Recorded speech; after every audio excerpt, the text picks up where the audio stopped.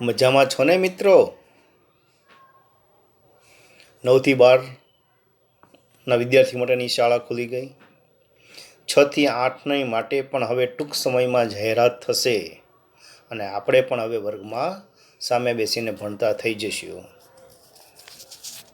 આપણી આતુરતાનો અંત અને શિક્ષક અને વિદ્યાર્થીઓનો મળવાનો, સાથે બેસીને ભણવાનો, આનંદ કરવાનો અને કોરોનાની કાળજી રાખવાની. આજે આપણે ભણીએ શ્રેણી 8માં પાઠ 16 પ્રકાશ. પ્રકાશ યાને કે લાઇટ. પ્રકાશની મદદથી જ આપણે જોઈ શકીએ છીએ. આપણી આંખ ખુલ્લી હોય પરંતુ જો પ્રકાશ ન આવતો હોય તો આપણને કંઈ દેખાતું નથી. કાશ્મીર તમે ફરવા ગયા હો, સરસ મજાનો છે તે કાશ્મીરનું સૌંદર્ય છે, પરંતુ રાત પડે, અંધારું થઈ ગયું, અમાસ જેવો દિવસ હોય તો તમે શું કુદરતી સૌંદર્ય માણી શકશો? પણ જેવી સવાર પડે, સૂર્ય ઉગે અને કાશ્મીરનું કુદરતી સૌંદર્ય જોઈને આપણું મન ખુશ થઈ જાય. અત્યારે પ્રકાશ છે, તમે તમારી આંખ બંધ કરી દો અને પછી તમારા ઘરની કોઈ પણ વસ્તુ જોવાનો પ્રયત્ન કરો, વસ્તુ દેખાશે નહીં. એટલે કે અંધારું હોય અથવા તો આંખ બંધ હોય તો આપણને કંઈ દેખાતું નથી. પરંતુ તે સ્થળે જો લાઇટ હોય, પ્રકાશ હોય અને આપણી આંખ ખુલ્લી હોય તો આપણે એ વસ્તુને જોઈ શકીએ છીએ. મનુષ્યને ઈશ્વરે ઘણી બધી ઇન્દ્રિયો આપેલી છે. સ્વાદેન્દ્રિય, સ્પર્શેન્દ્રિય. એમાંની એક યાને કે દ્રષ્ટિ. મનુષ્ય જીવન માટે દ્રષ્ટિ બહુ મહત્વપૂર્ણ ઇન્દ્રિય છે અને આ દ્રષ્ટિને કારણે આપણે આસપાસની જાણકારી આપણને મળી રહે છે. તો આપણે પ્રશ્ન થાય કે કોઈ પણ પદાર્થને આપણે જોઈ ક્યારે શકીએ? કોઈ પણ પદાર્થ ઉપર પ્રકાશના કિરણો પડે, એ પદાર્થ પર પડેલા પ્રકાશના કિરણો પરાવર્તન પામે, પાછા ફેંકાય અને એ આપણી આંખમાં પ્રવેશે, ત્યારે એ વસ્તુને આપણે જોઈ શકીએ છીએ. તો શબ્દ આવ્યો પરાવર્તન. તો પ્રકાશનું પરાવર્તન એટલે શું? તો એ જ વસ્તુ છે, ફરી વખત બોલું કે વસ્તુની સપાટી પરથી પ્રકાશના કિરણો અથડાય અને એનાથી પાછા ફેંકાય. આ પાછા ફેંકાવાની ઘટનાને પ્રકાશનું પરાવર્તન કહેવામાં આવે છે. પ્રકાશના કિરણો જે દિશામાં ગતિ કરતા હોય, ત્યાં કોઈ પણ અપારદર્શક પદાર્થ આડો આવે તો તેની સાથે અથડાય અને પાછું ફેંકાય, એટલે કે દિશા બદલાય. જમણાથી ડાબી તરફ જતું હતું, એ દિશા અથડાઈને કાં ઉપર કાં નીચે અને કાં પછી જમણી બાજુ પાછું ફેંકવાનું. આ પ્રકાશના પાછા ફેંકાવાની ઘટનાને, યાની કે પ્રકાશના માર્ગ બદલાવાની ઘટનાને પ્રકાશનું પરાવર્તન કહેવામાં આવે છે. જો તમને ચિત્રમાં બતાવું છું કે ઉપર નીચે સમતલ અરીસો છે. આ સમતલ અરીસા ઉપર બેટરીની મદદથી અથવા તો કોઈ પણ નાની એવી વસ્તુની મદદથી તમે પ્રકાશનું એક કિરણ અરીસા ઉપર પાડો તો બેટરીમાંથી નીકળતું પ્રકાશનું કિરણ અરીસા ઉપર પડે છે. તો બેટરીમાંથી નીકળેલું પ્રકાશનું કિરણ ગતિ કરીને અરીસા ઉપર આપાત થાય છે, એટલે એને આપાત કિરણ કહેવામાં આવે છે. તો આકૃતિમાં જુઓ, AO એ આપાત કિરણ છે. જ્યારે કોઈ પણ પ્રકાશનું કિરણ અરીસા ઉપર અથવા કોઈ પણ પદાર્થ ઉપર પડે ત્યારે તે પાછું ફેંકાય છે, જેને આપણે હમણાં પરાવર્તન કીધું. તો એ અરીસા ઉપર પડી આપાત થયેલું કિરણ જે એવો હતો એ અરીસા ઉપર પડ્યો હતો, ત્યાંથી એ પરાવર્તન પામ્યું અને એ નીચે ફેંકાણું. તો OB એ પરાવર્તિત કિરણ છે. તો અરીસા ઉપર આપાત થતા કિરણને આપાત કિરણ કહેવામાં આવે. તો એવો આપાત કિરણ છે. અરીસા ઉપર પડ્યા બાદ એ કિરણ પાછું ફેંકાય, યાની કે પરાવર્તન પામે, તો એને છે તે પરાવર્તિત કિરણ કહેવામાં આવે છે. આકૃતિમાં OB એ પરાવર્તિત કિરણ છે. વચ્ચે છે લંબ. તો આપાત બિંદુ પરથી પરાવર્તક સપાટી પર 90નો ખૂણો બનાવતી રેખાને લંબ કહેવામાં આવે છે. તો ON એ લંબ છે. જુઓ, બ્લુ લાઇનથી મેં બતાવેલું છે. આપાત કિરણ એઓ પીળી લાઇનથી બતાવ્યું છે, એની દિશા છે તે અરીસા તરફ છે. અને પરાવર્તિત કિરણ ઓ બી મેં પીળી લાઇનથી બતાવ્યું છે, એ નીચેની તરફ ગતિ કરતી, એની દિશા મેં નીચે બતાવી છે. પણ વચ્ચે બ્લુ લાઇનમાં બતાવેલું છે એ લંબ છે, જે 90નો ખૂણો અરીસાની પરાવર્તક સપાટી પર પાડતું હોય છે, તો તેને લંબ કહેવામાં આવે. તો ઓ એન એટલે કે રેખાખંડ છે, એટલે એને લંબ કીધો. હવે બે એને કે આપાત કિરણ અને પરાવર્તિત કિરણ અને વચ્ચે આવ્યો લંબ, આ ત્રણની મદદથી બે ખૂણા રચાય છે. કોણ એને કે ખૂણા. તો આપાત કિરણ અને આપાત બિંદુ એને કે ઓ એ સમતલ સપાટીને દોરેલા લંબ વચ્ચેના ખૂણાને આપાત કોણ આઈ કહેવામાં આવે છે. તો કિરણ એ ઓ એન એક ખૂણો રચાણો, તો એ છે તે આપાત કોણ, તો જેને અંગ્રેજીમાં આઈ કહેવામાં આવે છે. આપાત કિરણ એ ઓ અને ત્યાંથી લંબ ઓ એન ની મદદથી બનતા ખૂણાને આપાત કોણ એટલે ખૂણો એ ઓ એન આપાત કોણ છે. પરાવર્તિત કિરણ યાને કે ઓ બી અને આપાત બિંદુએ સમતલ સપાટીએ દોરેલા લંબ વચ્ચેના કોણને પરાવર્તન કોણ કહેવામાં આવે છે. જેમ આપાત કિરણ અને લંબની મદદથી બન્યો આપાત કોણ, તો એમ પરાવર્તિત કિરણ અને લંબથી બનતા ખૂણાને પરાવર્તન કોણ આર કહેવામાં આવે છે. તો આ આકૃતિની મદદથી પરાવર્તનના 3 નિયમો સાબિત થાય. આકૃતિમાં બરાબર જોતા જાઓ. આપાત કિરણ અને પરાવર્તિત કિરણ લંબ જે વચ્ચે બ્લુ લાઇન છે એની સામસામે છે. જો આપાત કિરણ જમણી બાજુ હોય તો પરાવર્તિત કિરણ ડાબી બાજુ હોય.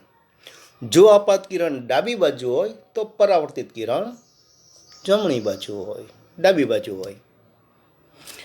લંબની એક જ સાઈડમાં આપાત ને પરાવર્તિત કે આ બાજુની સાઈડમાં આપાત કે કિરણ કદી સંભવી શકતા નથી. વચ્ચે તો લંબ આવે ને આવે જ.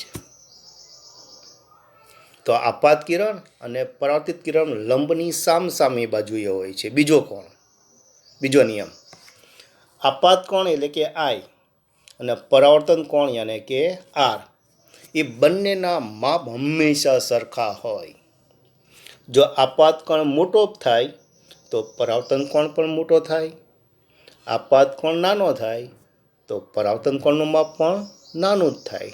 દાખલા તરીકે આપાત કોણનું માપ 40 અંશ છે તો પરાવર્તન કોણનું માપ પણ 40 અંશ જ હોય છે, એમાં કોઈ જાતનો ફેરફાર હોતો નથી.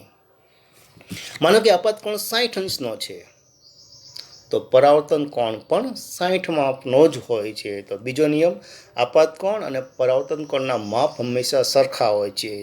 એક મોટો થાય તો સાથે બીજો મોટો થાય, એક નાનો થાય તો બીજો સાથે નાનો થાય. અને ત્રીજો નિયમ,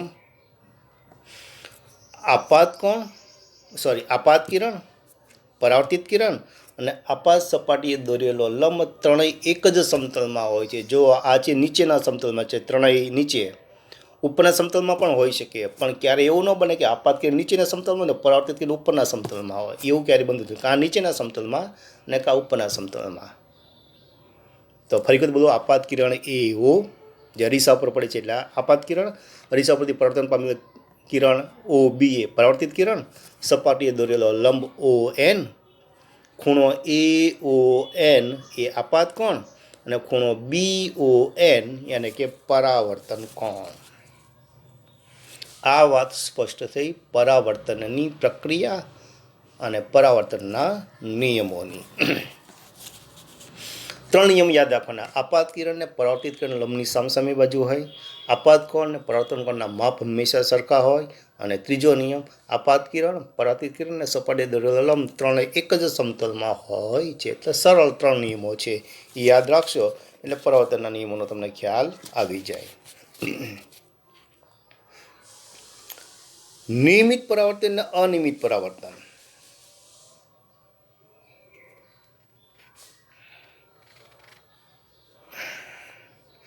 અરીસામાં જે વસ્તુનું પ્રતિબિંબ પહેલાં મળે છે સમતલ અરીસામાં, તે આભાસી હોય છે અને વસ્તુના કદ જેવડું જ હોય છે. એટલે આપણે અરીસાની સામે જોઈએ તો આપણે જેટલા હાઇટ બોડી આપણી હોય હાથ પગ મોઢું જેટલું હોય એવું જ આપણને દેખાય છે, પણ એ પ્રતિબિંબ આભાસી છે. તમે ડ્રેસિંગ ટેબલના કાચમાં તો મોઢું જોવાના કાચમાં તમારું મોં જુઓ અને બાજુમાં સફેદ કાગળનો પડદો બનાવીને રાખો તો એમાં પ્રતિબિંબ આપણું પડદા ઉપર ઝીલી શકાતું નથી, એટલે કે આભાસી. તો જે પ્રતિબિંબ પડદા ઉપર ઝીલી શકાય તે વાસ્તવિક પ્રતિબિંબ, અને જે પ્રતિબિંબ પડદા ઉપર ઝીલી શકાય નહીં તે આભાસી પ્રતિબિંબ. તો આપણો સમતલ અરીસામાં રચાતો પ્રતિબિંબ આભાસી હોય અને વસ્તુના કદ જેવડું જ આપણે જેવા હોઈએ એવા જ એમાં દેખાઈએ છીએ. બીજો એમાં નિયમ કે સમતલ અરીસામાં મળતું પ્રતિબિંબ અરીસાની પાછળના ભાગમાં હોય.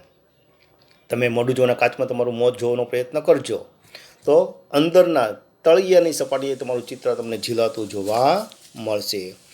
અને ત્રીજું કે સમતલ અરીસા પર લંબરૂપે આપાત થતું પ્રકાશનું કિરણ પરાવર્તિત થઈને એ જ માર્ગે પાછું ફેંકાતું હોય છે.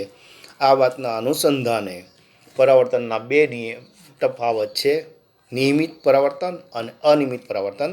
એની આપણે જોઈએ તો જેમાં નિયમિત પરાવર્તન થતું હોય એમાં સમતલ, લીસી અને ચળકતી સપાટી પર પ્રકાશના કિરણો આપાત થતા હોય અને નિયમિત રીતે પરાવર્તન પામતા હોય. જ્યારે અનિયમિત પરાવર્તન જે થતું હોય એ અરીસાની સપાટી ખરબચડી સપાટી હોય, એના પ્રકાશના કિરણો આપાત તો થાય પણ પરાવર્તિત કિરણો અનિયમિત રીતે પરાવર્તન પામતા હોય છે. નિયમિત પરાવર્તન એટલે કે આપણે મોઢું જોવાનો ડ્રેસિંગ ટેબલનો કાચ, અને અનિયમિત સપાટી યાને કે શિશુયાની અંદર કે પછી કાંકરિયાની અંદર તમે જે મેજિક મિરર જોવો છો ને, જાદુ મિરર, જાદુઈ કાચ. કોઈકની સામે ઊભા રહીએ તો અમિતાભ બચ્ચન જેવા આપણે લાંબા લાગીએ, કોઈકની સામે ઊભા રહીએ તો અપુ રાજા જેવા આપણે 2-2.5 ફૂટના લાગીએ, કોઈકમાં ઊભા રહીએ તો છે તે આપણે સુમો જેવા પહેલવાન લાગીને, કોઈકના સામે ઊભા જઈએ તો આપણે સિંગલ બોડી મકોડી પહેલવાન જેવા લાગીએ. તો એ બધા આપણામાં પરિવર્તન આવી જાય છે? નહીં, એ અરીસાની કરામત છે. જો એ અરીસા તમે જુઓ તો એની સપાટી છે તે ઊંચી નીચી હોય, સપાટી લીસી હોય બંનેની, પરાવર્તક નિયમિત અનિયમિત બંનેની. પરાવર્તક સપાટી લીસી હોય પણ સપાટી ખોલામાં સપાટ હોય ને આમાં ખરબચડી હોય અનિયમિતમાં. આપાત કિરણો એકબીજાને સમાંતર હોય તો પરાવર્તિત કિરણો પણ એકબીજાને સમાંતર હોય નિયમિત પરાવર્તનમાં. પણ જ્યારે અનિયમિત પરાવર્તનમાં આપાત કિરણો સમાંતર હોય પરંતુ પરાવર્તિત કિરણો સમાંતર હોતા નથી. નિયમિત પરાવર્તનમાં સમતલ અરીસા પર પ્રકાશના કિરણો આપાત થતાં નિયમિત પરાવર્તન થાય, જ્યારે કાગળ, લાકડું જેવા પદાર્થો પર પ્રકાશના કિરણો આપાત થતાં અનિયમિત પરાવર્તન થતા હોય છે. મેજિક મિરરની વાત કરું તો એ અરીસામાં એવી રીતે ખાડા સપાટીવાળી બનાવેલી હોય કે એમાં પ્રકાશના કિરણો પરાવર્તન પામીને સીધા ઉપર ફેંકાય, એટલે એવા કાચની સામે આપણે ઊભા રહીએ તો આપણે એકદમ લાંબા લાગીએ છીએ. બીજા કાચમાં એવું પ્રકારનું કર્યું હોય કે આપાત થયેલા કિરણો સમાંતર હોય પણ પરાવર્તિત થતા કિરણો એકદમ નીચે જતા હોય, પરિણામે આપણે જે તે સાવ 2-2.5 ફૂટના નાના એવા અપુ રાજા જેવા લાગીએ છીએ. ત્રીજા અરીસામાં એવી પરાવર્તક સપાટી રાખી હોય કે આપાત થયેલા કિરણો સમાંતર હોય પણ પરાવર્તક પામતા કિરણો દૂર ફેલાતા હોય ડાબી જમણી બાજુ, પરિણામે આપણે ભીમના ભાઈ લાગીએ છીએ. અને ચોથા અરીસામાં આપાત થતા કિરણો સમાંતર હોય પણ પરાવર્તક થતા કિરણો એકબીજાની સાવ ભેગા થઈ જતા હોય, પરિણામે આપણે છે તે દુબળા પાતળા લાગીએ છીએ. તો સપાટી બંનેની લીસી ચળકતી, પણ બંનેની એકની સપાટી સમતલ જેમાં નિયમિત અને એકની સપાટી ખાડા ટેકરાવાળી ઊંચી, પરિણામે એમાં અનિયમિત પરાવર્તન. ક્યારેક તમે આવી રીતે શિશુયારના છે તે બગીચામાં પણ છે અને કાંકરિયા તમે જાઓ કે કોઈ પણ એવા જગ્યાએ જાઓ તો ત્યાં હવે તમને મેજિક મિરર જોવા મળતા હોય છે, ત્યારે છે તે સંજયભાઈની ઉકેલી વાત યાદ આવશે તમને. સમતલ અરીસા વડે રચાતા પ્રતિબિંબની લાક્ષણિકતાઓ શું છે? તો સમતલ અરીસા વડે રચાતા પ્રતિબિંબમાં હંમેશા પ્રતિબિંબ સીધું હોય. પહેલી વાત, આપણે જે સીધા હોય મમ્મી માથું ઓળતી હોય કાચની સામે જઈને, અથવા આપણે આપણા વાળ ઓળતા હોય તો આપણે સીધા જ દેખાય છે, આપણે કંઈ ઉલટા શીર્ષાસન કરતાં દેખાતા નથી, આપણે સીધું. તો પ્રતિબિંબ હંમેશા સીધું હોય, પહેલી વાત. બીજી વાત કે પ્રતિબિંબ હંમેશા આભાસી હોય, એને પડદા ઉપર ઝીલી શકાતો નથી. હમણાં હું વચ્ચે બોલી ગયો કે તમારું ડ્રેસિંગ ટેબલના કાચની સામે તમે જોઈને તમે માથું ઓળવાનો પ્રયત્ન કરતા હોય અને બાજુમાં સફેદ પડદો રાખો તો તમારું પ્રતિબિંબ અરીસા પરથી પડીને પરાવર્તન પામીને સફેદ પડદા ઉપર આવતું નથી, પ્રતિબિંબને ઝીલી શકાતું નથી, એટલે આભાસી પ્રતિબિંબ રચાય છે સાબિત થાય. ત્રીજું, પ્રતિબિંબ વસ્તુના કદ જેટલું જ હોય. આપણે જેવા જાડા પાતળા હોઈએ, આપણા મોં નાકનો જેવો નકશો હોય, કાન જેવા હોય, નાક જેવું હોય, એવું જ આપણને સમતલ અરીસામાં યાની કે ડ્રેસિંગ ટેબલના યાની કે મોઢું જોવાના કાચમાં દેખાતું હોય છે. આ કાંઈ મેજિક મિરર નથી આપણા ઘરે, આપણે એમાં જાડા પાતળા ઊંચા નીચા દેખાઈ જઈએ. સમતલ અરીસાવાળું છે આપણો સાદો. ચોથું, કે અરીસાથી વસ્તુ અને તેનું પ્રતિબિંબ હંમેશા સરખા અંતરે હોય. ડ્રેસિંગ ટેબલના કાચની સામે તમે ગોઠવાણો, તમે કાચથી જેટલા અંતરે હો એટલું જ તે પ્રતિબિંબને તમારી વચ્ચેનું અંતર હોય. 1 ફૂટ હોય તો પ્રતિબિંબને તમારી વચ્ચેનું અંતર પણ 1 ફૂટ જ હોય. 1.5 ફૂટ તમે બેઠા હો તો 1.5 ફૂટ જેટલું જ હોય. તો બંનેના પ્રતિબિંબની અને વસ્તુ વચ્ચેના અંતરમાં કાંઈ ફેરફાર થઈ જતો નથી. હા, એક ફેરફાર મોટો થાય છે સમતલ અરીસામાં. શું? કે પ્રતિબિંબમાં વસ્તુનો ડાબો ભાગ જમણી બાજુ દેખાય છે ને જમણો ભાગ છે ડાબી બાજુ દેખાય છે. આ ઘટનાને પાર્શ્વદ્યુતક્રમ કહેવામાં આવે છે. હું ભણેલો પછી તમે અરીસા સામે જઈને તમે પ્રેક્ટિકલ કરવા પ્રયત્ન કરજો કે તમે જમણા હાથમાં કાંસકો પકડીને માથું ઓળવા પ્રયત્ન કરો તો તમારો કાંસકો તમને ડાબા હાથમાં દેખાશે. મમ્મી છે અરીસાની સામે જોઈને જમણા કાનની બુટ્ટી પહેરવા પ્રયત્ન કરશે કાનમાં તો એને ડાબા કાનમાં દેખાશે, અને ડાબા કાનનો કરવા જશે તો જમણા કાનમાં દેખાશે. એક નોટ લેવાની, એમાં તમારે જમણી બાજુ એરો બતાવવાનો અને સમતલ અરીસો ઊભો રાખશો તો તમને પ્રતિબિંબમાં એટલે કે સમતલ અરીસામાં તમને એ ડાબી બાજુનો એરો દેખાશે. તમે બગડો લખ્યો હશે નોટમાં અને પછી સમતલ અરીસા સામે જોવાનો પ્રયત્ન કરશો તો તમને એ છગડો લાગશે. તગડો લખ્યો હશે તો તમને સમતલ અરીસામાં દડાનો દ દેખાશે. બાજુઓ ઉલટાઈ જાય, એક મોટી ફેરફાર સમતલ અરીસામાં થાય છે કે સમતલ અરીસામાં રચાતા પ્રતિબિંબમાં બાજુઓ ઉલટાઈ જાય, ડાબાનું જમણું થઈ જાય, જમણાનું ડાબું થઈ જાય છે. તો મિત્રો એક કામ કરજો, ABCDનો એક એક અક્ષર લખતો જવાનો અને છે તે સમતલ અરીસામાં એનું પ્રતિબિંબ તમે કાચની અંદર જોવાનો પ્રયત્ન કરશો તો અમુક અક્ષરો જે છે એ એમને એમ તમને દેખાશે અને બાકીના અક્ષરોની દિશા ઉલટાઈ ગઈ હશે, તમને વાંચવામાં તકલીફ પડશે. અથવા તો તમે તમારું નામ લખજો ગુજરાતીમાં અંગ્રેજીમાં જેમાં લખવું હોય એમ, અને પછી અરીસો રાખીને એ નામને અરીસામાં જોઈને વાંચવાનો પ્રયત્ન કરજો તો શબ્દો અમુક ઉલટાઈ ગયા છે અને અમુક એને રહ્યા હશે. તો આખી ABCDની અંદર AHIMOTUVWX અને Y આટલા શબ્દો જે છે એ અરીસામાં જોઈને વાંચવા પ્રયત્ન કરવા છતાં શબ્દો ઉલટાઈ જતા નથી. બાકીના B હોય, C હોય, D હોય, આ બધા પ્રયત્ન કરજો તમે. N છે, P, Q છે, બધું જો વાંચવા પ્રયત્ન કરજો. એ બધાના સાઈડ આખી બદલાઈ જશે, ઉલટા થઈ જશે અને પરિણામે એમ્બ્યુલન્સની ઉપર ઊંધા અક્ષરે એમ્બ્યુલન્સ લખેલું હોય છે ને મિત્રો? તમે એમ્બ્યુલન્સ તો જોઈ છે ને, એમાં ઊંધા અક્ષરે એમ્બ્યુલન્સ લખેલું છે. તો શું કામ? તો આગળ જતા વાહનોના સાઈડ ગ્લાસમાં જે બહિર્ગોળ અરીસો છે એની અંદર એ છે તે શબ્દો ચત્તા દેખાય ને આગળ વાહન ચલાવવાને ખબર પડે કે પાછળ એમ્બ્યુલન્સ આવે છે, આમાં કોઈનો જીવ જવાની તૈયારીમાં છે અને તાત્કાલિક હોસ્પિટલ પહોંચાડવાનો છે, એનો જીવ બચાવવો અગત્યનો છે, માટે આપણે ઝડપથી સાઈડ આપી દઈએ છીએ. 108ને આપણે કહીએ છીએ બધાને એમ્બ્યુલન્સને.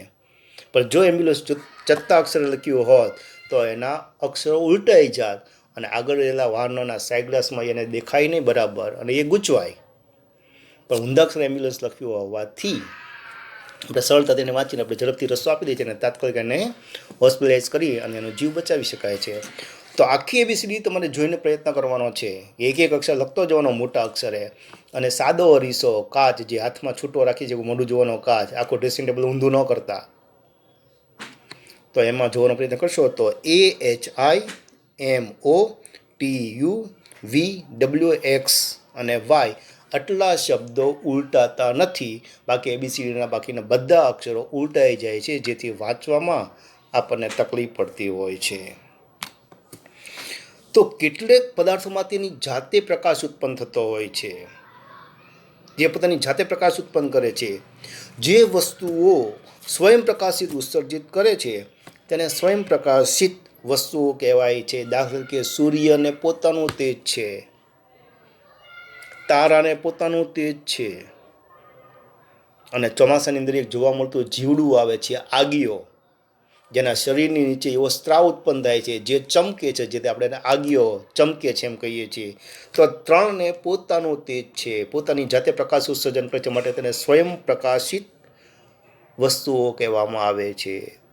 જ્યારે કેટલાક પોતાની જાતે પ્રકાશ ઉત્પન્ન કરતા નથી, પણ બીજાનો પ્રકાશ પોતાની ઉપર પડે અને એનું પરાવર્તન થાય એટલે એ ચમકતા લાગે છે. તો એવાને પરપ્રકાશિત વસ્તુઓ કહેવામાં આવે છે. જે વસ્તુઓ બીજી વસ્તુના પ્રકાશમાં ચમકે છે તેને પરપ્રકાશિત કહેવામાં આવે છે. દાખલા કે ચંદ્ર, આપણને પૃથ્વી પરના લોકોને ચંદ્ર પ્રકાશિત લાગે છે. ચંદ્ર છે કુદરતી પદાર્થ છે, આપણે કોઈ બનાવવા નથી ગયો, એ ચમકે છે, પણ હકીકતે ચંદ્રને પોતાનું તેજ નથી.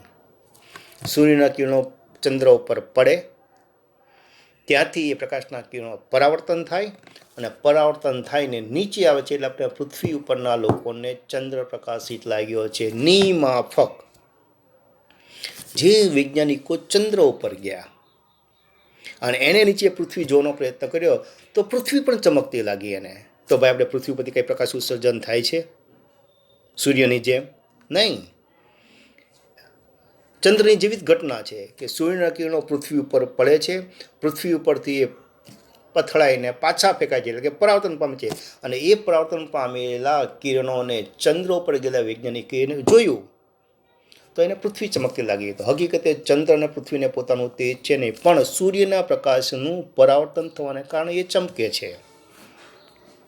સામાન્ય ઉદાહરણ આપું કે તમારે મોઢું જોવાનો કાચ હોય ને, હાથમાં રીંચકાય એવો તમારે લેવાનો, તડકામાં ઊભું રહેવાનું, તમારા ભાઈ બહેન કે મિત્ર છે તે કોઈ છાંયો આવતી એવી દિવાલ પાસે ઊભો રાખવાનો, અને પછી તમારે છે તે સૂર્યના પ્રકાશનું કિરણ અરીસા ઉપર પડે અને ત્યાંથી રિફ્લેક્શન થાય ને એનું ચાંદરડું દિવાલ ઉપર પડતું હોય ત્યાં તમારા મિત્રને બાજુમાં ઊભો રાખીને જોવાનો પ્રયત્ન, જોતો અરીસા સામે જોતો તો તેને અરીસો ચમકતો લાગશે. તો શું ભાઈ અરીસામાંથી કંઈ પ્રકાશ ઉત્પન્ન થયો હતો? નહીં. સૂર્યના કિરણોનું અરીસા ઉપર પડીને પરાવર્તન થયું એટલે આપણને એ અરીસો ચમકતો લાગ્યો. નિમાફક પૃથ્વી ઉપરના લોકોને ચંદ્ર પ્રકાશિત લાગ્યો અને ચંદ્ર ઉપર ગયેલા વૈજ્ઞાનિકોને પૃથ્વી પ્રકાશિત લાગી. બાકી ચંદ્રને કે પૃથ્વીને પોતાનું તેજ છે નહીં. તો પોતાનું તેજ હોય એવો ફક્ત 3 જ પદાર્થો છે: સૂર્ય જે પોતાની જાતે પ્રકાશ ઉત્સર્જન કરે છે, તારા જે પોતાની જાતે પ્રકાશ ઉત્સર્જન કરે છે, અને ત્રીજું છે આગિયો, યાને કે જીવડું જે છે તે. હવે જોઈએ પ્રકાશના પરાવર્તનના આધારે પેરિસ્કોપની રચના. જો તમને પેરિસ્કોપની મેં આકૃતિ બતાવી છે, જુઓ.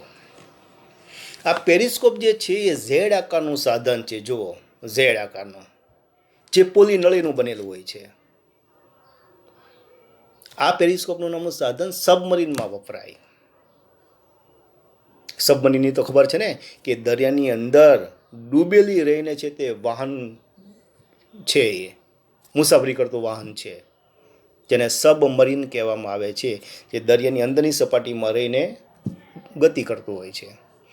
આ સબમરીનમાં પેરિસ્કોપ વપરાય છે. પેરિસ્કોપનો એક છેડો છે દરિયાની ઉપરની સપાટીમાં, જો મેં આકૃતિમાં બતાવ્યું દરિયાનું પાણી બતાવ્યું છે, અને ઉપરની સપાટીમાં 1-1.5 ફૂટ ઊંચું હોય આમ, અને બીજો છેડો સબમરીનની અંદર જ્યાં કેપ્ટન કે જ્યાં નાવિક કે જે સૈનિક બેઠો હોય, જેની ખુરશી હોય એની સામે જેને હોય ત્યાં એને સબમરીનનો પેરિસ્કોપનો બીજો છેડો હોય. આ ઝેડ આકારની પોલી નળી, એ બંને પોલી નળીના છેડો પર 45 અંશે 2 સમતલ અરીસા ગોઠવેલા છે. જો ઉપર 45 અંશનો અરીસો છે અને નીચે 45નો સમતલ અરીસો સામસામે ગોઠવેલા છે. હવે દરિયાની સપાટી ઉપર કોઈ હોડી કે કોઈ સ્ટીમર, જો મેં તમને બતાવી હોડી નું હલનચલન થતું હોય તો દરિયાની અંદર ડૂબેલી રહીને સબમરીન હોય એને છે તે હોડીનું ચિત્ર દેખાય છે. કેવી રીતે? તો કે હોડીમાંથી નીકળતા પ્રકાશના કિરણો પેરિસ્કોપના આ બાજુના ખૂણામાં જાય, જો મેં પેલી લાઈન બતાવી, અને સીધું કિરણ આપાત કિરણ થયું, અરીસા ઉપર આવતું એટલે આપાત કિરણ થયું. જો અરીસા ઉપર આવ્યું છે. હવે 45 અંશનો ખૂણો છે એટલે જેવું હોડીનું ચિત્રનું કિરણ આપાત થઈને અરીસા ઉપર પડ્યો તો હમણાં આપણે નિયમ શીખી ગયા કે સામે પરાવર્તિત કિરણ થાય તો અરીસા પર જેવું પડ્યું એનું પરાવર્તન થઈને એ નીચેની તરફ ગતિ કર્યું જો, અને નીચેની તરફ ગતિ કર્યું એના માટે એ આપાત કિરણ થયું, પણ ઉપરનો જે 45°નો ખૂણાવાળો જે અરીસો છે એના માટે એ આપાત કિરણ થયું. આ અરીસા માટે એ પરાવર્તિત કિરણ થયું, પણ નીચેના અરીસા માટે એ પાછો આપાત કિરણ બન્યો અને એની ઉપર પડ્યું તો નીચેનો જે 45°ના ખૂણે બનાવેલો મૂકેલો બીજો અરીસો જે છે એ ત્યાંથી પરાવર્તન પામીને સબમરીનની અંદર બેઠેલા માણસને, સૈનિકને, કેપ્ટનને ખબર પડે કે ભાઈ દરિયાની સપાટી પર અહીંયા હોડી છે. તો દરિયાની અંદરની સપાટીમાં રહી સબમરીનમાં બેસી દરિયાની ઉપરની સપાટીમાં થતી હિલચાલ નિહાળવા માટે થઈને આ પેરિસ્કોપનો ઉપયોગ થાય છે. ખાસ કરીને જ્યારે નૌકાદળનું યુદ્ધ થાય બે દેશ વચ્ચે, ત્યારે ઉપર કોઈની સ્ટીમર કે જહાજ જતું હોય, વિમાન લઈને કે સૈનિકો લઈને જતું હોય, તો નીચે છે તે આપણી ભારતની સબમરીન હોય એનું પેરિસ્કોપ ઉપર ગોઠવેલું હોય તો દૂરથી પેરિસ્કોપનું મોઢું કોઈને ખબર ન પડે કે આ પેરિસ્કોપ છે, અને એનું ચિત્ર નીચે ઝીલાય અને ખબર પડે કે ભાઈ આ બાજુમાં ચીન દેશનું સ્ટીમર ભારત દેશની અંદર ઘૂસણ કરવા પ્રયત્ન કરી રહી છે, આવી રહી છે આપણા વિસ્તારમાં. તો સબમરીનની અંદર બેઠેલો માણસ સાવચેત થઈ જાય અને એ જ્યાં સ્ટીમર ચીનની આવતી હોય એની નીચે સબમરીન લઈને જાય, ત્યાંથી બોમ્બ બાઇન્ડિંગ કરે અથવા તો એની સાથે અથડાવે અને દુશ્મન દેશની સ્ટીમર કડર ભૂસ કરતી તૂટી જાય અને જળસમાધિમાં લઈ જાય અને આપણે દેશને બચાવી શકાય. કોઈ પણ જાતની જાનહાનિ કે માલહાનિ વિના દુશ્મન દેશના સ્ટીમર, જહાજ કે હોડીને પાડી દેવામાં આવે છે, એનો નાશ કરી નાખવામાં આવે છે. તો એ પેરિસ્કોપની મદદથી શક્ય બન્યું. આ જ પેરિસ્કોપનો ઉપયોગ ભૂમિદળના સૈનિકો પણ કરતા હોય છે. ભારત અને ચીન દેશની બંનેની વચ્ચે જે સરહદ છે ત્યાં કેટલાય મહિનાઓથી છમકલા બધા થાય છે. સામસામે છે તે બધા ટેન્કો ગોઠવાય છે, વિમાનો તૈયાર થાય છે, સૈનિકો ગોઠવવામાં આવે છે, હાથની ઝપાઝપી થાય, આવું બધું તમે જાણો છો. તો બંને જે સરહદ આવતી હોય એમાં બંનેના બંકર બનાવેલા હોય. બંકર એટલે કે જમીનની અંદર રહીને સુરક્ષા કરી શકાય એવા. તો આપણા બંકરની અંદર આપણા સૈનિકો બેઠા હોય અને બંકરની બહાર પેરિસ્કોપ આમ ગોઠવી દીધેલું હોય તો જમીનની આખી સીધી સપાટી એને દેખાય અને અંદર એલા સૈનિકોને ખબર પડે કે ભાઈ ચીન દેશમાંથી આ બાજુ જમણાથી 10 સૈનિકો, આ બાજુથી 12 સૈનિકો, આ બાજુ વચ્ચેથી 5 સૈનિકો આવી રહ્યા છે. અને બંકરની અંદર બેઠેલા સૈનિકોને એ સાવચેત કરે છે કે ભાઈ જમણી બાજુથી આટલા એંગલથી આટલા મીટર દૂર આ બાજુ સૈનિકો છે, આટલા મીટર ડાબી બાજુ આ બાજુ એટલા સૈનિકો છે. અને બરાબર જજમેન્ટ લઈને ફાયરનો હુકમ જે પેરિસ્કોપમાં માણસ જોતો એ આપે અને બંકરમાંથી ઊભા થઈ આપણા સૈનિકો મશીનગન દ્વારા ગોળીબાર કરીને ચીનના સૈનિકોનો ખાત્મો બોલાવી શકે છે અને પાછા બંકરમાં જઈને છુપાઈ જાય. તો આ રીતે પેરિસ્કોપનો બે જગ્યાએ ઉપયોગ થાય કે દરિયાની સપાટી ઉપરની થતી હિલચાલ સબમરીનમાં બેઠેલો સૈનિક અથવા તો કેપ્ટન જોઈ શકે છે અને બંકરમાં બેસીને દુશ્મન દેશના સૈનિકોની હિલચાલથી વાકેફ રહી અને એમનો સામનો કરી શકાય છે. તો આ પ્રમાણે આપણે પેરિસ્કોપનો ઉપયોગ કરી શકીએ છીએ. તો આ વાત થઈ પ્રકાશનું પરાવર્તન. ઉપરના અરીસા માટે હોડીનું ચિત્ર છે આપાત કિરણ થયું, ત્યાંથી એ પરાવર્તન પામીને નીચે ગયું, નીચે આવેલા સમતલ અરીસા માટે એ પરાવર્તિત કિરણ પાછું આપાત બની ગયું અને ત્યાંથી પરાવર્તિત કિરણ થઈને એ કેપ્ટનની આંખ દ્વારા જોઈ શકાણું અને દરિયાની ઉપરની સપાટીની હિલચાલ જોઈ શક્યા. તો કેલેડોસ્કોપનો બીજી વાત આવે છે કેલેડોસ્કોપ. તો કેલેડોસ્કોપ છે એ ગુણક પ્રતિબિંબના આધારે કાર્ય કરતું છે. એકબીજા સાથે જ્યારે ચોક્કસ કોણે રાખેલા 2 અથવા 2થી વધારે અરીસાઓ દ્વારા અનેક પ્રતિબિંબો રચાય તેને ગુણક પ્રતિબિંબો કહેવામાં આવે છે અને આ જ સિદ્ધાંતના આધારે કેલેડોસ્કોપની રચના કરવામાં આવી છે. તો જો કેલેડોસ્કોપ તમે જુઓ ચિત્રમાં બતાવ્યું છે કે 15 સેન્ટીમીટર લાંબી અને 4 સેન્ટીમીટર પહોળી 3 લંબચોરસ આકારની અરીસાની પટ્ટી લેવાની છે. આ અરીસાની પટ્ટી કેવી ખબર? ક્યારે તમે બ્લડ રિપોર્ટ કરાવવા ગયા હો તો ત્યાં તમને છે તે ટચલી કોઈ પણ આંગળી ઉપર છે તે સોય ખૂંચાડે ને લોહીનું ટીપું નીકળે, પછી કાચની લાંબી પટ્ટી હોય ને એની ઉપર તમારે લોહીના ટીપા મૂકે ને અને એની ઉપર પછી એ એનાલિસિસ કરતા હોય છે, અને પછી આપણે લોહીની અંદર મેલેરિયા છે, ટાઇફોઇડ છે સાબિત થતું હોય તો એવી કાચની 3 લાંબી પટ્ટી લેવાની, 15 સેન્ટીમીટર લાંબી અને 4 સેન્ટીમીટર પહોળી, એવી 3 પટ્ટીઓ લેવાની છે, જે એકબીજાને સમાંતર એમ ત્રિકોણાકારમાં, જો ચિત્રમાં તમને બતાવ્યું છે પ્રિઝમ જેવી રચના થાય એવી રીતે ગોઠવવાની છે. નળીની લંબાઈ અરીસાની પટ્ટીની લંબાઈ કરતાં થોડીક વધારે લંબાઈની હોવી જોઈએ. આ નળી જે છે ને, જેની અંદર આપણે 3 કાચની પટ્ટીઓ ગોઠવવાની છે, એની લંબાઈ અરીસાની પટ્ટીઓ કરતાં લાંબી હોવી જોઈએ. નળીના એક છેડે મધ્યમાં છિદ્ર પાડેલું છે, જો તમને આગળ ચિત્રમાં બતાવ્યું છે છિદ્ર, તેવી કાળની તકતી ગોઠવી દેવાની છે, જેથી ત્યાંથી પ્રકાશ આવતો બંધ થઈ જાય. નળીના બીજા છેડે સાદો અને એક દૂધિયો કાચ એકબીજાથી થોડા અંતરે રાખવાનો. પહેલાં અંદર સાદો કાચ ગોઠવવાનો છે, પછી દૂધિયો કાચ. દૂધિયો કાચ એટલે કયો કે બારીની અંદર આવતો કાચ, જેમાંથી કાંઈક આપણે બહાર કોઈ છે એ ખબર પડે. પણ જો તમારી પાસે દૂધિયો કાચ ન હોય તો ઓલા માવા ખાવાવાળા જે છે ને માણસો, એની પાસે ઓલો માવાનો પ્લાસ્ટિકનો કાગળ આવે છે ને, એ દૂધિયા પ્રકારનો, જે આંખ પાસે રાખીએ તો આપણે પૂરેપૂરું સ્પષ્ટ જોઈ ન શકાય, પડતું ઝાંખું ઝાંખું દેખાય, બરાબર છે, એટલે કે પારભાષક જેવો. તો એને એવો દૂધિયો કાચ અથવા તો એવો માવાનો કાગળ તમારે ત્યાં બાંધી દેવાનો છે. પછી તમારે બંગડીના, મમ્મી બંગડી પહેલાં કાચની પહેરતી અથવા પ્લાસ્ટિકની, એવી નકામી તૂટી ગયેલી બંગડીના નાના નાના કટકા કરવાના છે. અને સાદો કાચ અને દૂધિયા કાચની વચ્ચે જો મેં તમને રંગીન કાચના ટુકડા મૂક્યા છે, ત્યાં છે તેની અંદર મૂકી દેવાના છે. અને પછી તમારું કેલેડોસ્કોપ તૈયાર થઈ ગયું. હવે છિદ્રની પાસે આંખ રાખી તમે એ કેલેડોસ્કોપને ગોળ ગોળ ગોળ ગોળ ફેરવો તો તમે ધરાઈ ન જાઓ ત્યાં સુધીની વિવિધ પ્રકારની રંગોળીઓ તમને જોવા મળતી હોય છે.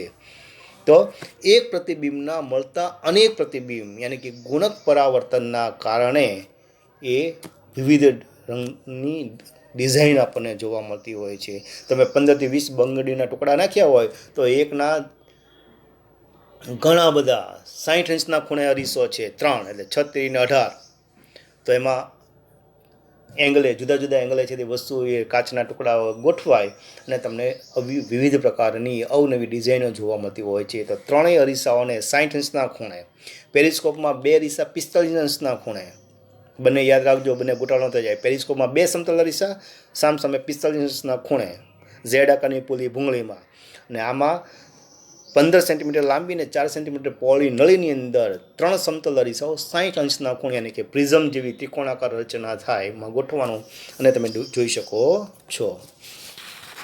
તો આવા કેલેડોસ્કોપનો ઉપયોગ શું થાય? તો કે ભીત ચિત્રો અને વસ્તુની ડિઝાઇન બનાવવામાં, અવનવી ડિઝાઇન આપણને ન મગજમાં આવતી હોય તો તમે કેલેડોસ્કોપની અંદર તમે જુઓ રંગીન કાચના ટુકડાનો, તો તમને વિવિધ ડિઝાઇન મળે અને તમને કઈ ડિઝાઇન દોરવી અથવા રંગોળી દોરવી એનો આઈડિયા આવી જતો હોય છે. કલાકારો નવી નવી તરીની રચના કરવા માટે, કલાકારોને કંઈ વિવિધ રંગની રંગોળી બનાવવી હોય તો ન આઈડિયા આવતા હોય તો એ કેલેડોસ્કોપની અંદર ડિઝાઇન જોવે તો એની નવી ડિઝાઇન સમજાઈ જતી હોય છે. રમકડાને આકર્ષક બનાવવા માટે આ કેલેડોસ્કોપનો ઉપયોગ થતો હોય છે. હવે આપણે જોઈએ કે આપણી આંખ જે છે એ કુદરતે આપેલું રતન છે, મોતી છે. તો એ આંખને છે તે આપણે કેવી રીતે છે તે ધ્યાન રાખવું જોઈએ? તો બહુ ઓછા અથવા તો બહુ વધારે પ્રકાશમાં ક્યારેય વાંચવું ન જોઈએ. ખાસ પહેલું, તમે વિદ્યાર્થીઓ છો, તમારી આંખ તમારે એકદમ તંદુરસ્ત હોવી જોઈએ. ક્યારેક બહુ અંધારાની અંદર અથવા તો ખૂબ સૂર્યપ્રકાશ હોય કે ખૂબ અજવાળું હોય, લાઇટની ઝાકમઝોળ ચાલુ હોય, એવી જગ્યાએ ક્યારેક વાંચવાનો પ્રયત્ન કરવો જોઈએ નહીં. આંખોને જ્યારે તમે સાફ કરો ત્યારે સ્વચ્છ ઠંડા પાણીથી વારંવાર ધોવી જોઈએ. આંખમાં ઠંડા પાણીની અંશે ધીમે ધીમે છાલક મારવી જોઈએ, જેથી આંખને છે તે થાક લાગ્યો એ ઉતરી જાય અને આંખ આપણી ચોખ્ખી થઈ જાય. સૂર્યપ્રકાશ કે કોઈ શક્તિશાળી એલોજન લાઇટ ગોઠવેલી હોય અથવા તો વેલ્ડિંગ થતું હોય એવી જગ્યાએ સીધી આંખથી ક્યારેય જોવું જોઈએ નહીં. ઓલો ગેસ વેલ્ડિંગ કરતા હોય છે ને, એમાં તો કેટલો બધો પ્રકાશ ઉત્પન્ન થાય. એલોજન લાઇટ ગોઠવેલી હોય કોઈ ફંક્શનની અંદર, તો આવી જગ્યાએ સીધી રીતે ક્યારેય જોવું નહીં. તો આંખની અંદર વધારે પડતો પ્રકાશ જોવાને કારણે આંખની અંદરના સ્નાયુઓ ડેમેજ થતા હોય છે અને આપણને ક્યારેક નુકસાન થતું હોય છે. આંખોને ક્યારેય ચોળવી જોઈએ નહીં. બાળકો, તમને એક અનુભવ હશે, જ્યારે તમે કંઈક તોફાન કર્યા હોય કે કાંઈક વાંકમાં આવ્યો હોય, જ્યારે મમ્મી પપ્પાએ ક્યારેક પ્રસાદી આપ્યું ને ત્યારે તમે રડો છો, અને જ્યારે રડો ને ત્યારે આંસુ લૂછવા અને આમથી આમ તમે આંખ ચોલતા હો છો, પરિણામે તમારે રડવાથી આંખ સોજી જાય અને આંખો વારંવાર ચોળવાથી આંખ લાલ થઈ જતી હોય છે, થઈ જાય છે ને. માટે ક્યારે અથવા તો ઘણા મિત્રો તો સવારમાં કે બપોરે જાગે ત્યારે સીધા આંખો ચોલતા ચોલતા ઉઠતા હોય છે. આંખને ક્યારેય ચોળવી જોઈએ નહીં. અને વાંચવા માટેનો પણ નિયમ છે કે યોગ્ય અંતરે પુસ્તક કે જેમાંથી તમે વાંચતા હોય યોગ્ય અંતરે જળવાવું જોઈએ. જો વધારે પડતું નજીક રાખો તો પણ આંખને નુકસાન થાય અને દૂર રાખો તો પણ નુકસાન થાય. માટે જ તે કહેવામાં આવે છે કે ક્યારેય ચાલુ વાહને વાંચવાનો પ્રયત્ન કરવો જોઈએ નહીં. તમે મુસાફરી કરતા તમે જોજો ઘણા લોકો છાપું વાંચતા હોય, ઘણા મેગેઝિન વાંચતા હોય, ઘણા મોબાઈલ કરતા હોય, તો એ કરવાને કારણે સતત તમારા હાથમાં હલ્યા કરતો હોય, એટલે આંખનું અને એ વસ્તુ પુસ્તકનું કે છાપાનું તો સતત વધઘટ થયા કરે ને પરિણામે આંખને એડજસ્ટ થવામાં તકલીફ પડે. માટે ક્યારેય ચાલુ વાહન હોય એ વાંચવું જોઈએ નહીં કે મોબાઈલ કરીને અંદર કંઈ જોવું જોઈએ નહીં. આંખના રોગ ન થાય તે માટે થઈને સમયે આંખના ડૉક્ટરની મુલાકાત લેવી જોઈએ અને આંખની પૂરતી તપાસ કરાવી લેવી જોઈએ. એમાંય જો ચશ્મા હોય નાની ઉંમરે તો અમુક સમયે ચોક્કસ તમારે આંખની તપાસ કરાવી લેવી જોઈએ. આંખના રોગ ન થાય એ માટે આપણા શરીરમાં પૂરતા પ્રમાણમાં વિટામિન એ હોવું જરૂરી છે, અને જેમાંથી વિટામિન એ મળતું હોય એવો ખોરાક આપણા શરીરમાં લેવો જોઈએ. તો ઈંડા, દૂધ, દહીં, ચીઝ, માખણ, પપૈયું અને કેરી, આ બધા ખોરાકની અંદર પુષ્કળ પ્રમાણમાં વિટામિન એ રહેલું હોય છે. અને વિટામિન એ જો તમારા શરીરમાં પૂરતા પ્રમાણમાં હશે તો તમારા આંખના રોગો થશે નહીં. પણ બાળ દોસ્તો તમે જોજો તમારા ઘરોની અંદર જેટલા સભ્યોની આંખ હશે એ બધાની આંખ એક સરખી નહીં હોય. પપ્પાની આંખનો રંગ જુદો હશે, મમ્મીની આંખનો રંગ જુદો હશે, હોય ને. કોઈકની આંખ છે તે બ્રાઉન કલરની હોય, કોઈકની નીલી આંખ હોય, કોઈની માંજરી આંખ હોય, તો કોઈકની એકદમ કાળી આંખ હોય. વચ્ચેનો જે ડોળો આવે ને એની વાત કરું છું. તો વિવિધ વ્યક્તિઓનો આંખનો રંગ એની આઈરિસના રંગને આભારી છે. જેવા આઈરિસના સ્નાયુઓ એ પ્રમાણે એનો આંખનો રંગ થતો હોય છે. ઓલી મંદાકિની, રાજ કપૂરની આંખો છે તે એ જમાનામાં તમારા મમ્મી પણ પૂછો નીલી આંખો હતી. કોઈકની બ્રાઉન આંખો હોય, કોઈકની કાળી હોય, તો કોઈકની માંજરી પણ આંખો હોય છે. તો આ બધું શક્ય ક્યારે બન્યું છે? આઈરિસના કારણે.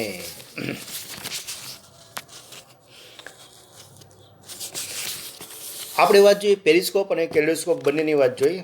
હવે આપણે જોઈએ આંખની જ્યારે વાત કરી છે ત્યારે આંખ જે છે એ શું કરે છે? તો ગુણક પરાવર્તનના આધારે આપણે કેલેડોસ્કોપનું સાધન જોયું, પ્રકાશના પરાવર્તનના આધારે આપણે પેરિસ્કોપ નામનું સાધન જોયું, અને પ્રિઝમનો હમણાં શબ્દ બોલ્યો હતો. પ્રિઝમની મદદ વડે સૂર્યનો કિરણ એમાંથી પ્રવેશે અને એ સૂર્યના કિરણમાંથી પ્રિઝમમાંથી જ્યારે પસાર થાય ત્યારે 7 રંગનો પટ્ટો પડતો હોય છે, જેને જાનેવાલી પીનાલા કહેવામાં આવે છે. તો સૂર્યના સફેદ પ્રકાશમાંથી 7 રંગોનું વિભાજન થાય એને પ્રકાશનું વિભાજન કહેવામાં આવે છે.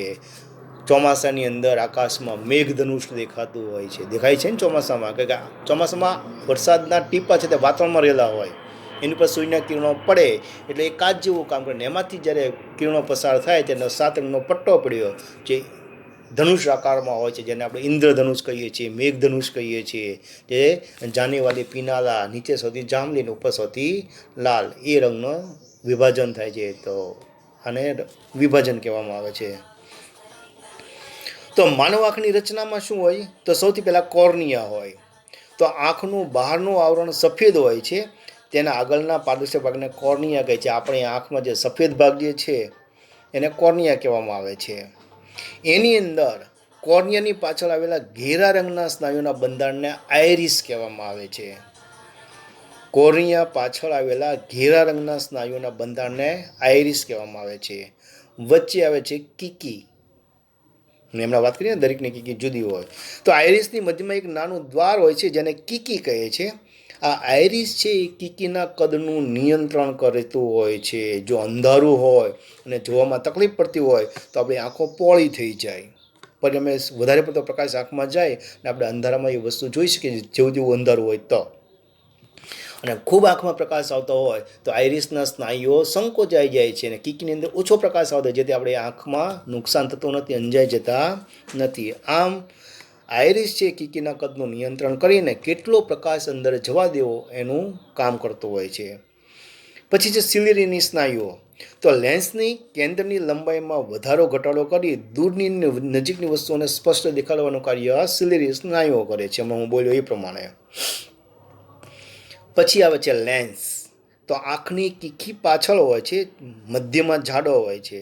આ લેન્સ એ પારદર્શક છે, નરમ પદાર્થથી બનેલી બહિર્ગોળ જે રચના હોય છે. પરંતુ ક્યારેક આપણે જોઈએ છીએ કે વૃદ્ધાવસ્થાને કારણે મોટી ઉંમરે આપણા દાદાને એ લેન્સ જે છે એ ઘસાઈ ગયો હોય, જોવામાં તકલીફ પડતી હોય ત્યારે આપણે એને મોતિયો કહીએ છીએ. મોતિયાનું ઓપરેશન કરીને એની અંદર કૃત્રિમ લેન્સ બેસાડવામાં આવે છે, જેને આપણે કહીએ મોતિયાનું ઓપરેશન કરાવ્યું. એવું શબ્દ સાંભળ્યો છે ને તમે?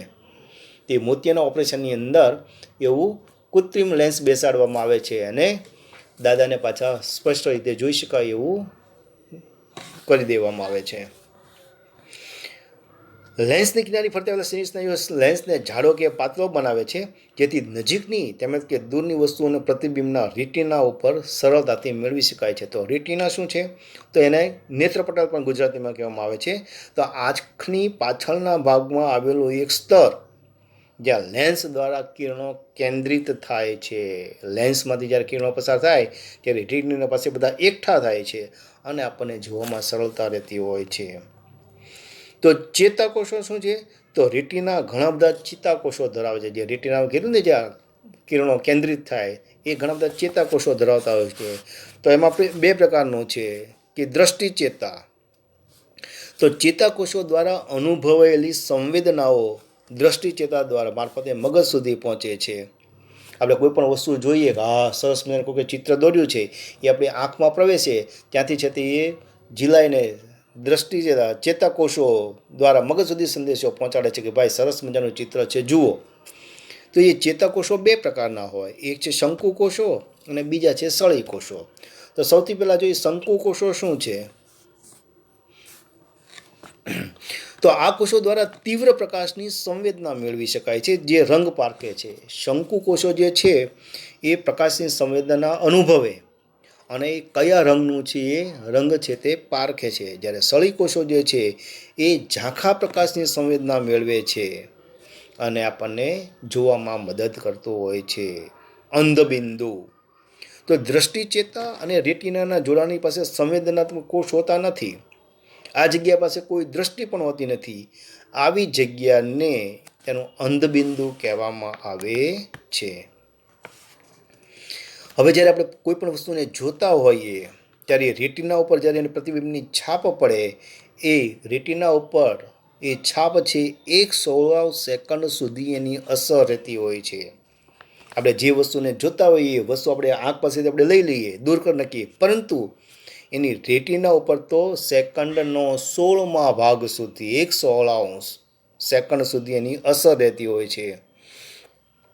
જો કોઈ પણ ગતિશીલ વસ્તુના સ્થિર પ્રતિબિંબ આંખ પર 1 સેકન્ડમાં 16 વખત આપણે આંખ પાસેથી પસાર થાય ત્યારે તે આપણને ગતિ કરતો અનુભવે છે. પરિણામે આપણે ટેલિવિઝનની અંદર પિક્ચર, મેક્સેસમાં કે ટોપ 3માં પિક્ચરો જોઈ શકીએ છીએ, સિરિયલો જોઈ શકીએ છીએ કે એકનું એક સ્થિર ચિત્ર હોય એ 16 વખત 1 સેકન્ડમાં આપણે આંખમાંથી પસાર થાય એટલે આપણને એક ગતિ કરતું આપણને લાગે છે અને આપણને પિક્ચર જોવાની કે ગીત જોવાની મજા આવતી હોય છે. આંખ દૂરથી તેમજ નજીકની વસ્તુઓને સ્પષ્ટ રીતે જોઈ શકે છે. તંદુરસ્ત આંખ માટે ન્યૂનતમ અંતર 25 સેન્ટીમીટર હોવું જોઈએ.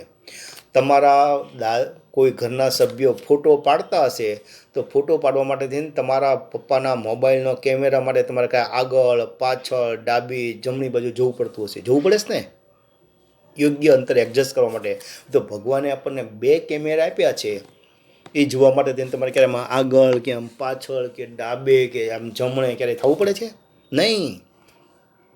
રૂમમાં બેઠેલો પહેલો વિદ્યાર્થી પણ સંજયભાઈને દેખાય, છેલ્લો વિદ્યાર્થી પણ દેખાય, જમણી બાજુનો પણ વિદ્યાર્થી દેખાય, ડાબી બાજુનો વિદ્યાર્થી પણ દેખાય. એના માટે જમણી બાજુ જોવા માટે સંજયભાઈને જમણી બાજુ જવું પડે, ડાબાને જોવા માટે ડાબુ જવું પડે, પાછળના બેઠા માટે આમ આગળ જવું પડે, નજીક બેઠા માટે પાછળ જવું પડે? નહીં. કુદરતી રીતે આપોઆપ જ બધું સેટ થઈ જતું હોય છે. કુદરતી કરામત છે. માટે આંખને આપણા શરીરનું રતન કહેવામાં આવ્યું છે, મોંઘી વસ્તુ કીધેલી છે. માટે આંખની કાળજી રાખો. બહુ ટીવી જુઓ નહીં, સૂતા ટીવી જુઓ નહીં. લેસન કરતી વખતે પણ યોગ્ય અંતરે છે તે બેસો. પુસ્તકથી બહુ નજીક પણ રાખો નહીં. વાહન ચલાવતા હોય ત્યારે ક્યારે વાંચવું કે ટીવી કે ક્યાંય મોબાઈલમાં પિક્ચર જોવા નહીં. જો આ બધું ધ્યાન નહીં રાખીએ તો આંખને શ્રમ પડશે, અને આંખને શ્રમ પડશે તો તમે આંખની કોઈ પણ બીમારીના ભોગ બનશો. અને આ નાની ઉંમરે જો આંખની બીમારીના ભોગ બન્યા તો બહુ તકલીફ પાછળના અવસ્થામાં પડતી હોય છે. પણ જો સારામાં સારી રીતે તમારે જોવું હોય તો આંખથી કોઈ પણ વસ્તુ, પછી પુસ્તક હોય, સ્વાધ્યાયપોથી હોય કે કોઈ પણ વસ્તુ, મોબાઈલ હોય, 25 સેન્ટીમીટર દૂર રાખો તો તમારે એ સારામાં સારી વસ્તુ જોઈ તમે આરામથી શકો છો. દ્રષ્ટિની ખામી યોગ્ય પ્રકારના લેન્સ વાપરીને દૂર કરી શકાય છે. મેં હમણાં તમને કીધું ને કે મોટી ઉંમરે બા દાદાને મોતિયો આવી જતો હોય છે. તો મોતિયો એક આંખની ખામી છે. દાદા બાને છે તે બધું જોવામાં ધૂંધળું લાગે છે. એની જોવાની દ્રષ્ટિ નબળી પડી ગઈ હોય છે.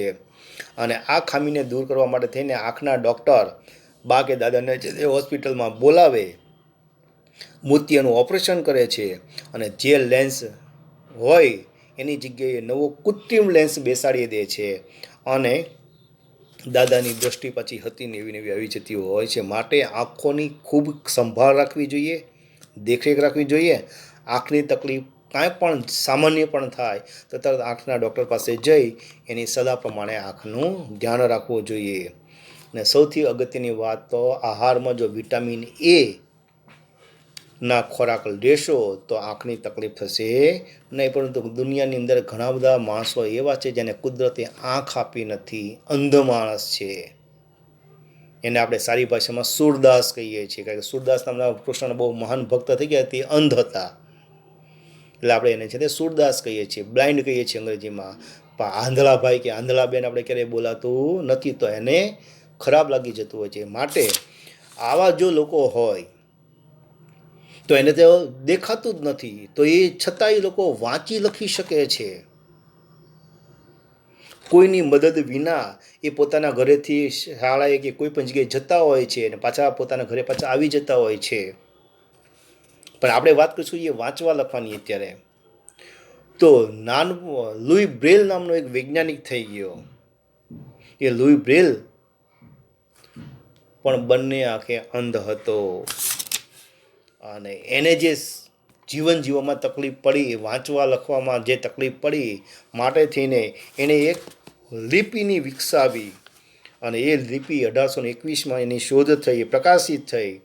આ લિપિ એ બ્રેલ નામના વૈજ્ઞાનિકે કરી હોવાથી એને બ્રેલ લિપિ કહેવામાં આવે છે, જેમાં 63 પ્રકારના ટપકાના જુદા જુદા ચિહ્નો હોય છે.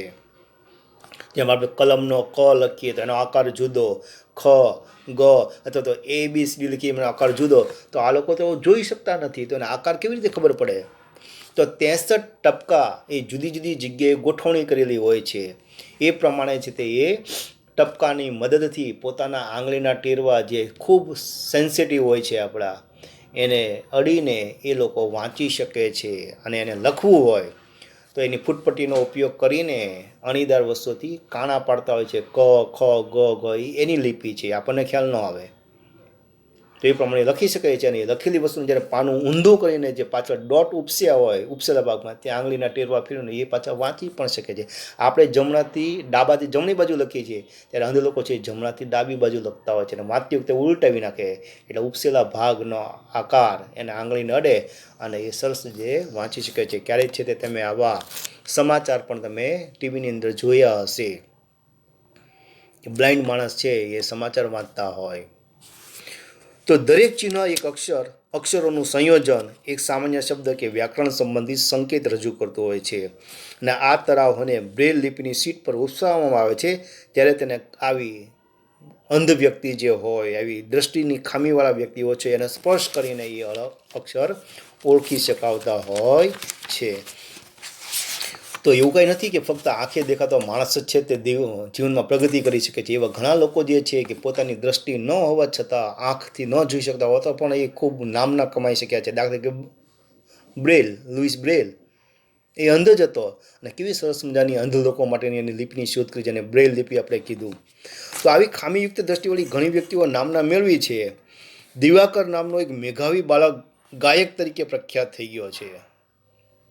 દિવાકર નામનો એક બાળક જે છે એ ભલે અંધર્યો, પરંતુ પોતાની બુદ્ધિના જોરે અને પોતે સંગીતની પ્રેક્ટિસ કરીને સંગીતની અંદર છે તે એને ખૂબ રિયાઝ કરીને નામના મેળવી છે ને સુંદર ગાયક તરીકે પ્રખ્યાત છે. તમારા પપ્પાના સમયમાં જે પિક્ચર આવતા એમાં રવિન્દ્ર જૈન નામનો માણસ જે બ્લાઇન્ડ હતા, એણે ગીતો પણ લખ્યા છે, ગાયા પણ છે, અને પિક્ચરમાં આવતા ગીતનું કમ્પોઝિશન પણ એને કર્યું છે. અને રવિન્દ્ર જૈનનું ખૂબ નામ એ સમયમાં આદરથી લેવાતું આવતું. જોજો કોઈ પિક્ચરની શરૂઆત થઈ ને ત્યારે એમાં છે તે કોણે ગાયું ને મ્યુઝિક ને ફાઇટિંગ ને બધાને આવે નામ. તો મ્યુઝિકની અંદર તમારા પપ્પાના સમયમાં પૂછજો કે રવિન્દ્ર જૈન નામના ભાઈ થઈ ગયા. એ ગીતકાર પણ હતા, ગાતા પણ હતા, અને કોઈ ગીત ગાયા હોય તો એનું સંગીતનું કમ્પોઝિશન પણ આપતા હતા. પણ કહેવાનો મતલબ પોતે બ્લાઇન્ડ હતા, છતાં આટલી નામના પ્રખ્યાત કરી. હેલન કેલર નામની એક લેખિકા થઈ ગઈ, એ પણ બ્લાઇન્ડ હતી, છતાં પોતે ભણી ગણીને કોલેજની અંદર પ્રાધ્યાપક બન્યા અને દુનિયાની અંદર હેલન કેલરે પોતાનું નામ કમાવ્યું. અને આ હેલન કેલર 1968ની સાલમાં મૃત્યુ પામ્યા. તો એવું નથી કે ફક્ત આંખવાળો માણસ જ પ્રગતિ કરી શકે. જો માણસ ધારે તો ભલે પગે અપંગ હોય છતાં હિમાલયના પર્વતો પર ચડી શકે છે, અંધ હોય છતાં રવિન્દ્ર જૈન જેવા, દિવાકર જેવા, અને હેલન કેલર જેવા, અને લુઈસ બ્રેલ જેવા પોતાને દુનિયાનું નામ રોશન કરી શકે છે. તો વિદ્યાર્થીઓ, આપણે તો ભગવાને બધા જ અંગો સુરક્ષિત આપ્યા છે. તો ભગવાનને આપેલા આવા સુરક્ષિત અંગોનો આપણે ઉપયોગ કરીએ, યોગ્ય જગ્યાએ ઉપયોગ કરીએ. તમે બધા બુદ્ધિશાળી છો જ તે, પણ તમે તમારી બુદ્ધિ શેમાં વાપરો છો? અન્ય પ્રવૃત્તિઓમાં, મોબાઈલમાં, ટીવીમાં, ગેમમાં. આપણી બુદ્ધિનો ઉપયોગ કરવાનો સમય ત્યારે છે અભ્યાસ. જો રૂમની અંદર બધામાં એક જ સરખું ભણાવું છું, પણ કોઈકને છે તે 100માંથી 90% આવે, કોઈકને 92 આવે, કોઈકને 80 આવે, કોઈકને 60 આવે, કોઈકને 40 આવે, કોઈકને 30 નથી આવતા. શું કામ? હું તો રૂમમાં બધાને એક જ સરખું સમજાવું છું. કોઈને કાનમાં જઈને વધારે સમજાવી આવું છું? નહીં. પણ તું એ હું જ્યારે સમજાવતો હોઉં ત્યારે બરાબર એનું ધ્યાન મારી સામે હોય, મગજમાં બીજો આડીઅવળી કોઈ વાતો કરી એના સીધો અભ્યાસમાં જ એનું ધ્યાન લગાવેલું હોય, અને મારા જે શબ્દો હોય કે જે પ્રયોગ આપણે કરતા હોઈએ એ સીધા મગજમાં ઉતારે, તો એ લોકો હોશિયાર છે. અને બાકી રૂમમાં કોણ આવ્યું, બહાર લોબીમાં કોણ આવ્યું, રિસેસ ક્યારે પડશે, રજા ક્યારે પડશે, આજે છૂટ્યા પછી છે તે મેચ, વન ડે T20 જોવાની છે, મેક્સિસમાં પિક્ચર જોવા જવાનું છે, આવું બધું વિચારવામાં અભ્યાસના સમયે વિચારો તો મગજ છે આપણું અભ્યાસમાં લાગે નહીં. પરિણામે તમે અભ્યાસમાં નબળા રહ્યો. બાકી કુદરત આપણે આંખ, કાનના બધું, જીભ બધું આપેલું છે, મગજ બધું વ્યવસ્થિત આપ્યું છે, પણ સાચા રીતે ઉપયોગ કરો તો આવા ખામીવાળા માણસોએ જો દુનિયામાં નામ રોશન કર્યું તો આપણે તો એકદમ સ્વસ્થ અને તંદુરસ્ત માણસ છે. તો આપણું નામ કેમ રોશન ન કરી શકીએ? અને અત્યારે તમારું નામ રોશન કરવાનું છે તમારા અભ્યાસમાં, સારા ટકા મેળવીને, યોગ્ય કેળવણી લઈને મહાન માણસ બનવાનો છે. તો બાળકો, આપણે એવો પ્રયત્ન કરશું કે ભગવાને આપેલા આવા અંગોનો સરસ અને સદુપયોગ કરીને આપણે જીવનમાં પ્રગતિ કરશું. ઈશ્વરને પ્રાર્થના કરીએ ઝડપથી 6 થી 8નું ખુલે અને રૂમની અંદર આપણે મળીને અભ્યાસ કરતા થઈ જઈએ. ત્યાં સુધી આવજો.